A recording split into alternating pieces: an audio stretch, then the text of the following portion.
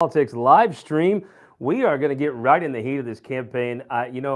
There's some endorsements happened. You never know, but I'm telling you, I've told you from the start of. I've told you from 2 summers ago in the campaign. There was a congressman that if he won his election, he would be impactful. When I said when he won his election, he would matter in this state politically. He is waiting on the governor's race. Congressman Mark Alford, welcome to this week in Missouri Politics Midweek Update. Thank you very much, Scott. Good to be with you. I tell you, when I saw you back Kehoe, I thought, well, there's two business guys, kind of speak the same language. I honestly, if you were to let me guess who you were voting for, I think I could have picked Kehoe, but it took some guts to step up and endorse him publicly. What went into that decision? Well, I like Mike. I think he is the most conservative, the most qualified, the most competent. I have nothing against Jay Ashcroft. I've never met Bill Eigel. He's never contacted me. I talked to Jay quite a bit, exchanged some texts with him. Have nothing against those two. I just know that Mike Kehoe is the man for this job. He is going to hit the ground running with his experience. He's trustworthy. He's compassionate. He's respected. He's not a bomb thrower. He's not looking to burn things down. He's looking to build them up, and I want to help him do that. There is a sense here where you feel Mike Kehoe wants to actually accomplish things, and maybe the other two want to maybe fix. To quote John Ashcroft, Mike Kehoe's about fixing the problem, not fixing the blame. I think that's exactly right. And look, once again, I have nothing against Jay Ashcroft or Bill Eigel or those who support him. Although I'm being vilified on social media, people condemning me and telling me I'm never going to win another election, and they're not going to be my friends anymore, and blah blah blah. But look, when I endorse someone, it's not even necessarily because I think they're going to win. Although I believe Mike Kehoe is going to win. It's because I believe in them. I believe what they're about. I believe their heart. And Mike Kehoe has heart for Missouri. He has heart for America. I've known him for a couple of years. We've had great conversations. I was at one of his bus rally stops in Columbia the other day, and everyone else had left. And I had done a little speech for him, supporting him. I signed the bus, and we got off, and Mike said, Mark, would you and Leslie please pray for me and Claudia? We know each other on a personal level. And then he stopped and he paused. And he said, you know what? I really want you to pray that God's will is done in this election.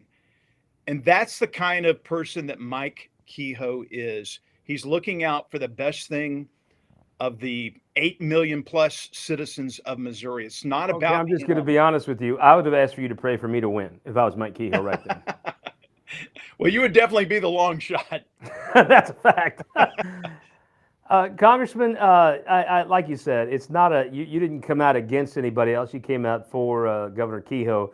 I do like some of the things of his platform of, hey, we're going to get together. We're going to get Missouri moving again. I do think that we have to look in the mirror and realize, our population isn't growing. Other states are. Why is that? What can we do to turn that around?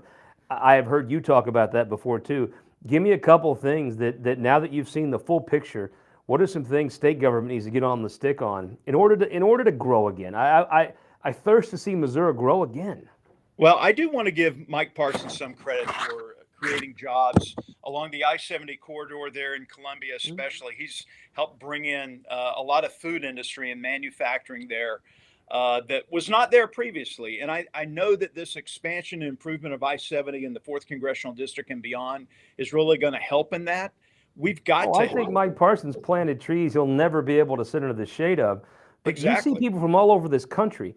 Tell me what's going right in Alabama. Tell me what's going right in Texas from the members that you serve with.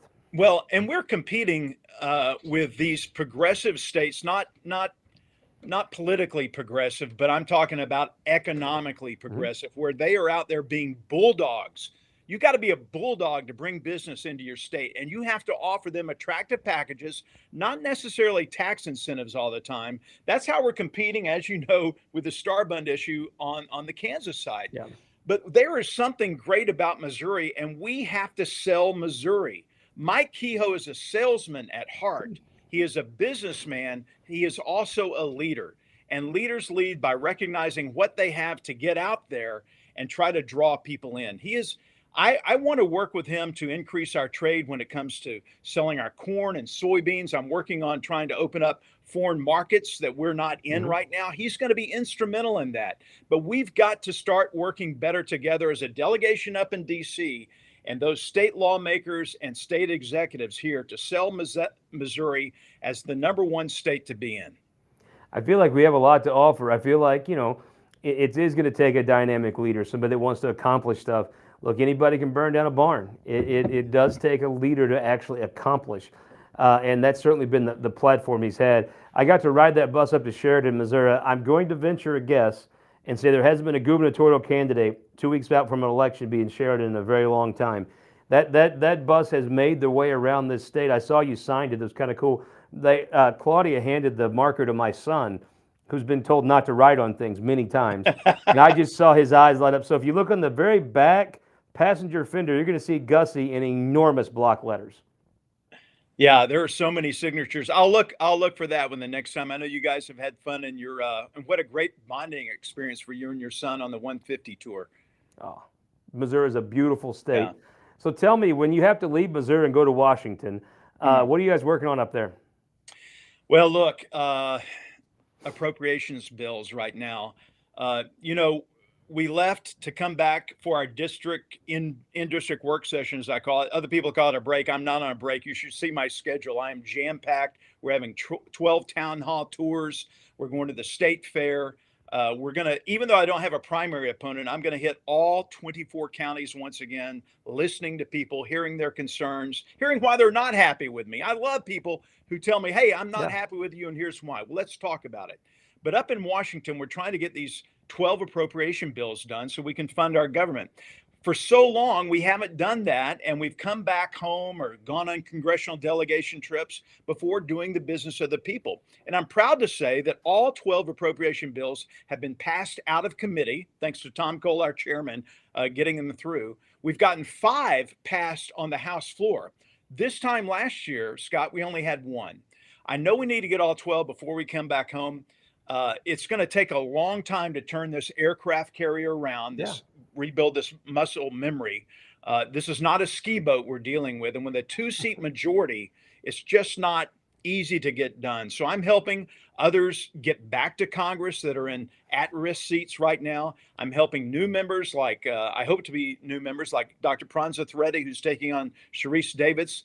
He is a reserve officer out at Whiteman Air Force Base and a cancer doctor, great individual. We've got to rebuild and build up our majority even more so. We've got to win back the Senate. I'm confident we're going to do that. And we got to get Trump elected to the White House. With that trifecta, we can come in with budget reconciliation and we can make, I know this sounds trite, but we can truly make America great again. We can get the economic engine churning once again. And that's what we need.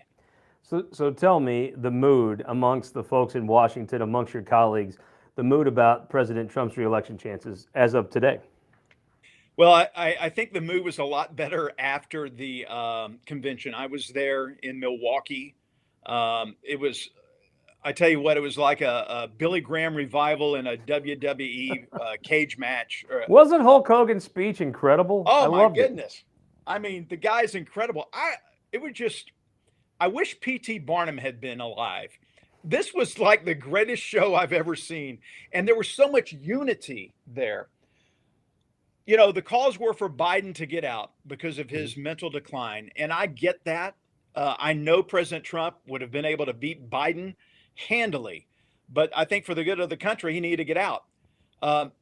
Kamala the Democrats knew it too. That's why they kind of shoved him overboard. Kamala Harris presents a new challenge because they're going down this path now. I heard it today.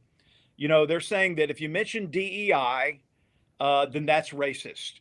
If you do this, then it's racist. It's the same thing Obama pulled. And that's why Republicans and conservatives, we need to focus on the failed policies of the progressive Democrats. Her failure as the border czar, her failure in the economic realm that continues to keep these prices high for all Americans.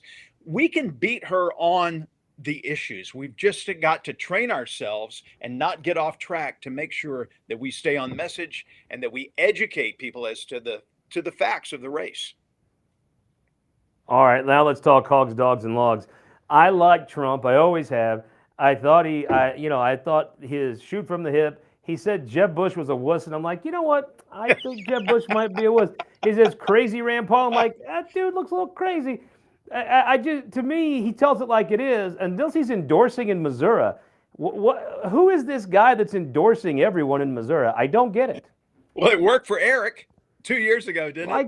I guess if you go to the horse race and you've been on every horse, I guess you're likely to win. Yeah. It just seems to be very much an anathema to the guy and the persona he's crafted. I When you kind of just endorse anybody that'll sit still. I liken it to going to the craps table and putting $10 chip on the pass line and $10 on the don't pass. You're gonna win, you're gonna lose. President Trump likes to back winners. He didn't endorse me and I asked for his endorsement in May, the year before. Let's see, what year was that? 21. Didn't get it. Wrote a very compelling letter, but he didn't get it. I didn't get the endorsement until 2 weeks before the general election. I had already won the primary. He knew I was going to win the general, and that's okay. He likes to get behind winners. I think he sees this governor's race as very close, and that's why he endorsed all three.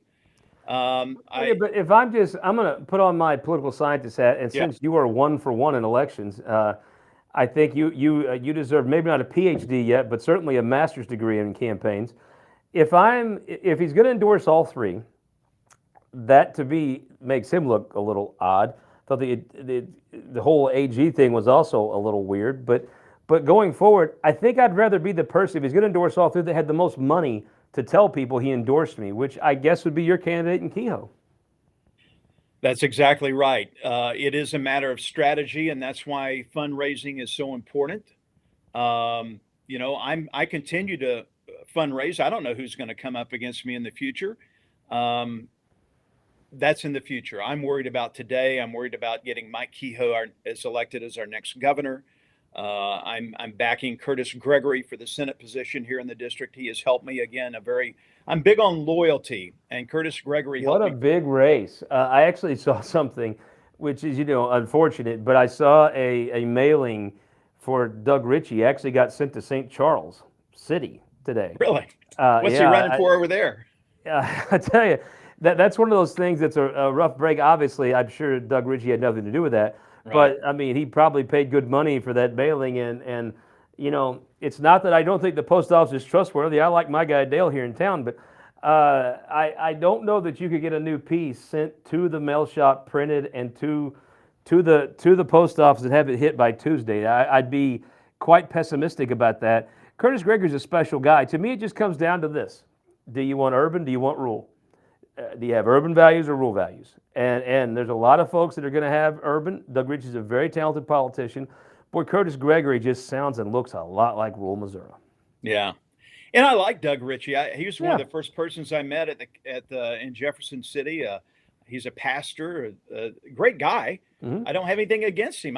Curtis helped me from the very beginning. Scott, you know this. I came into this race, and outside of Kansas City, where I was on TV for 23 years, nobody knew who I was.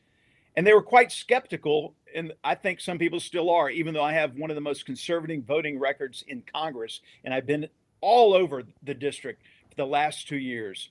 And we brought back projects for Fort Leonard Wood, and we're going to be successful in getting the B-21 Raider to Whiteman Air Force Base. All these accomplishments that our team has helped me do, but there's still some people like, is this guy really conservative? Yes, I'm conservative, and Curtis Gregory knew that from the very beginning, and he helped me when no one else was helping me. He and Lyndon Dick and Kay Hofflander.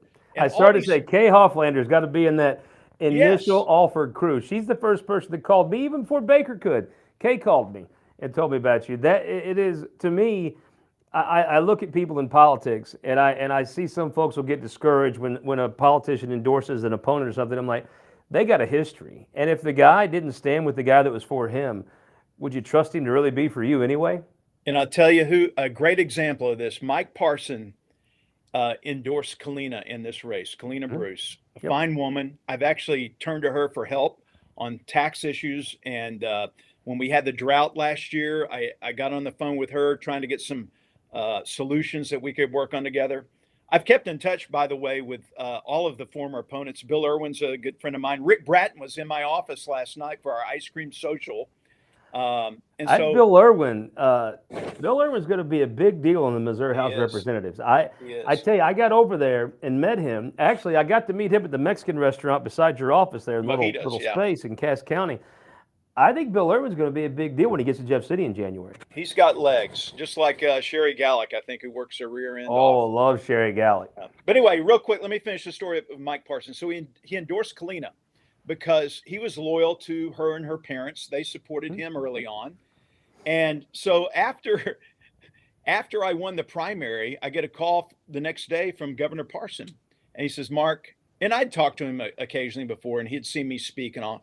He said, I want to apologize to you. I got behind the wrong person on this, but let me tell you why I did. And he explained the loyalty issue. And I said, Governor, you never have to apologize to me. Loyalty to me is the number one thing. And now, he supports me. We work together on projects for Missouri as well. And I just think that's important. We have lost that. We have gotten so, and look, I'm new to this, so I'm not trying to preach to anybody, tell them how they should think differently. But we've got so focused on what is right and what is wrong, and this is person's evil, and this person's a rhino, and that person's establishment. Instead of trying to work together, be loyal to those who help you, and let's try to build something rather than tear something down. And I firmly believe, watching the Republican Party in Jefferson City, the party spends 90% of its energy and effort calling each other rhinos and screaming at each other. I think this abortion IP, if it passes, it should be a wake-up call, but I doubt it is. The fact of the matter is, if the Republicans had spent 1/3 of the energy they've spent yelling at each other the last year towards educating other people and why they're pro-life and why they should be pro-life, I think this abortion IP would have problems. As it stands right now, I mean, the best possible thing the abortion IP has going for it are Republicans who just fight each other and don't the biggest obstacle the pro-life cause has to overcome is pro-lifers right now, because all they do is scream at each other and say you're not pro-life enough, da da da. And you've got a whole generation of people for the last 5-6 years of Missourians. They've not heard a pro-life message because the only message they've heard is this person's awful. I think you make a good point. I think the chicken's going to come home to roost in November on that abortion IP. And I hope people see it for what it is. You did nothing to stop it except scream at each other. Well, I tend to agree with you. Here's the deal, Scott. I'm always working towards where do we go from here? How do we make it better? How do we work together? I'm trying to. I gave a speech at the state convention at the dinner there that night, and then I wasn't there for the rest of the shenanigans that went on. But I talked about unity and why we need to come together, and I even quoted a few scriptures on that. And one of the examples that I like to use is if you know the Bible, you know that Peter and Paul tried to spread Christianity in much different ways. One went after the Jewish people and the other went after the Gentiles.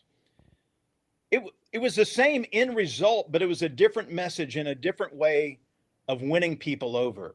We have lost the art of winning people over with argumentation.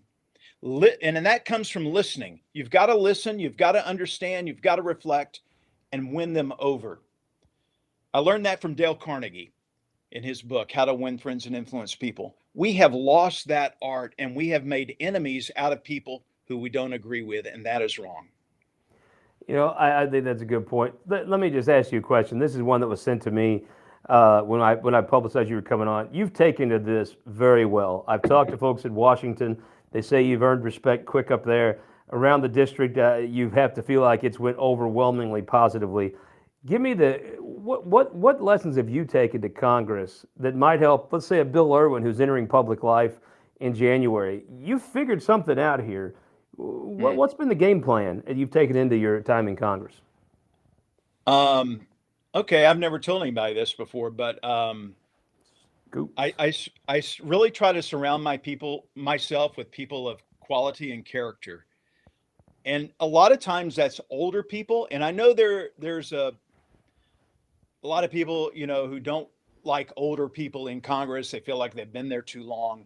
But I have learned a lot, probably more from anyone else up there, from Tom Cole, who's now the chair of the Appropriations committee. Oklahoma, right? Oklahoma, great patriot. Man, he loves America. He's Native American. Um, he used to be chairman of the Rules Committee, and the Rules Committee office, his office, was right off the House floor. And so during all these votes for Kevin McCarthy that would take an hour and 10 minutes each, and we went through them 15 times, in between votes, after the second vote, he said, "Hey, Mark, why don't you come to my office?" I come there, and there's a bunch of people, mostly men. I think there's one woman, congressman, uh, having a cigar and sipping a bourbon.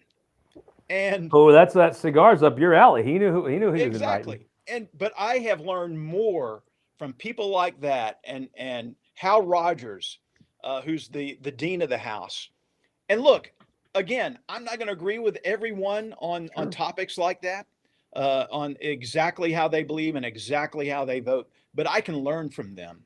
I can learn how the system works there, some of the things to stay away from, some of the things to do, who to listen to, and who not to.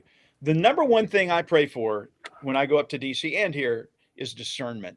I want to know who I should be doing business with, because if you make a wrong move in DC, it could end your career or put you in jail. And I don't want either of that to happen. I want to be here serving the people of the 4th Congressional District for as long as God and the voters want me here. All right, I'm going to ask you two big questions. All right. Probably the most important question in your district. Number one, Chiefs record this year. 17-game season now. Right. Give me a prediction on the Chiefs record. I think they will be 15-2. That is a whole pick if I've ever heard it. Really, 15-2? Go Chiefs. Patrick Mahomes is give a me constituent Kehoe's. of mine. You've endorsed him. You said he's going to win. What's the margin of victory for Kehoe on Tuesday? I think he'll win by 6 points. See, these races break late and they break hard. Yeah. And I think whoever wins will win 6 to 8 points. And look, if I had to pick, as I've said publicly, I'd rather. Roy Blunt used to say, "Well, I'd rather be me than my opponent." That's how you tell how well you're doing. To me, I'd rather be Kehoe than the rest, than the field, right now. All right, Mizzou. Look, hey, one final thing that you can tell a lot by a race, and I think maybe you saw this in my race. Look to who's having a good time campaigning, and look at who's angry, and that tells you a lot. I do believe, especially folks that haven't made their mind up by this time, you do want some positivity. They are the folks that were going to respond to anger have responded. I do think there is something about being a happy warrior. All right, now Mizzou record. Mizzou's your district. Jacqueline Clark's chiming in. We got it. What's your 12-game season? I think there's 9 SEC games this year, if I recall. Maybe it's transitioning, but what's the record on that 12-game schedule?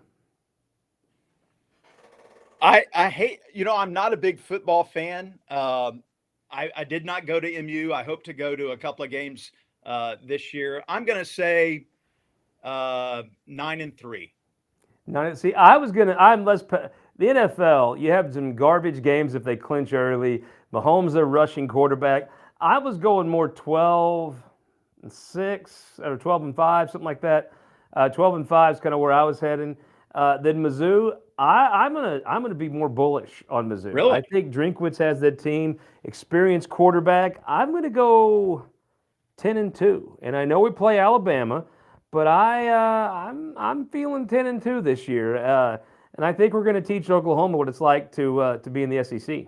Well, I tell you what, Scott, on that bet of yours or your prognostication, I will put $10 on the pass line and $10 on the don't pass. You got to make a bet with Tom Cole about this OU game. That's what you got to do. You got to stick up for Central Missouri. Yeah. I mean, I think Oklahoma's coming. I'm almost sure Kelton's our resident gambling expert. I believe Oklahoma is coming to Faurot Field. You'll have to put a bet down on with Tom Cole. I have heard he is an amazing guy. He really is. I can't wait. Maybe we can get together. I want to bring him to Whiteman Air Force Base. We had Chairman Rogers of the Armed Services Committee. He had never been to Whiteman, never seen a B-2. And we brought him out a couple of weeks ago, and he got up inside of this thing. And that's one of the joys about my job. Yeah. I'm getting to bring people of great import in D.C. here to Missouri to see how great we are. That's why it's the Show Me State. Well, Congressman Alford, thank you so much for the time. Good luck on the campaign trail. I hope your predictions come through, especially that Chiefs prediction. Now that, if they do go 15-2, we're going to have to clip this tape. He's going to look like a smart man. Congressman, thank you for the time. I appreciate it. God bless you. Take care. That was Congressman Mark Alford. I just like that guy. I like that guy. He gets it. I'm telling you, there is something special about him. He's liked here and he's liked out there. That's not always the case. All right, programming notes.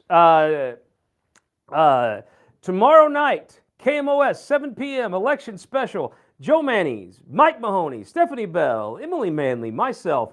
We're going to break down every race of the state for you tomorrow night, 7 p.m., KMOS.